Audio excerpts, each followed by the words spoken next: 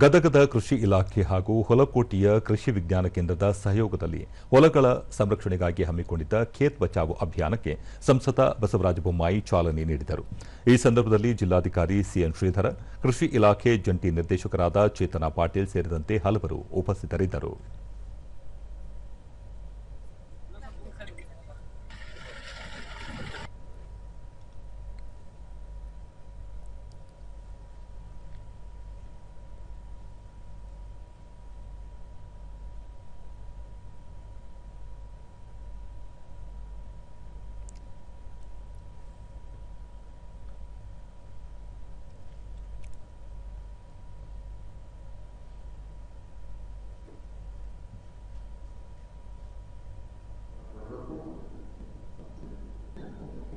ಬಳಿಕ ಬಸವರಾಜ ಬೊಮ್ಮಾಯಿ ನೇತೃತ್ವದಲ್ಲಿ ಗದಗ ಜಿಲ್ಲಾ ಮಟ್ಟದ ಬ್ಯಾಂಕರ್ಗಳ ಪರಿಶೀಲನಾ ಸಭೆ ನಡೆಯಿತು.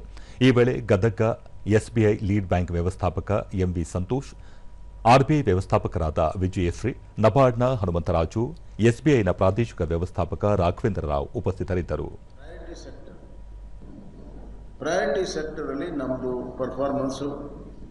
ಈ ಸಂದರ್ಭದಲ್ಲಿ ಬಸವರಾಜ ಬೊಮ್ಮಾಯಿ, ಗದಗ ಜಿಲ್ಲೆಯಲ್ಲಿ ಮುಂಗಾರು ಆರಂಭವಾಗಿದ್ದು ಕೃಷಿ ಚಟುವಟಿಕೆಗಳು ನಡೆಯುತ್ತಿವೆ. ಕೃಷಿಯನ್ನು ಆದ್ಯತಾ ವಲಯವನ್ನಾಗಿ ಪರಿಗಣಿಸುವ ಮೂಲಕ ಹೆಚ್ಚಿನ ಒತ್ತು ನೀಡಬೇಕು ಎಂದು ಹೇಳಿದರು. ಕೇಂದ್ರ ಸರ್ಕಾರದ ವಿವಿಧ ಯೋಜನೆಗಳ ಕುರಿತು ಜಾಗೃತಿ ಅಭಿಯಾನ ನಡೆಸಲು ಉದ್ದೇಶಿಸಲಾಗಿದೆ. ಬ್ಯಾಂಕ್ಗಳು ಕೇವಲ ಹಣಕಾಸು ಸಂಸ್ಥೆಗಳಷ್ಟೇ ಅಲ್ಲ, ಸಮಾಜದ ಆರ್ಥಿಕ ಚಲನೆಗೆ ದಿಕ್ಕು ತೋರುವಲ್ಲಿ ಪ್ರಮುಖ ಪಾತ್ರ ವಹಿಸುತ್ತವೆ ಎಂದು ತಿಳಿಸಿದರು.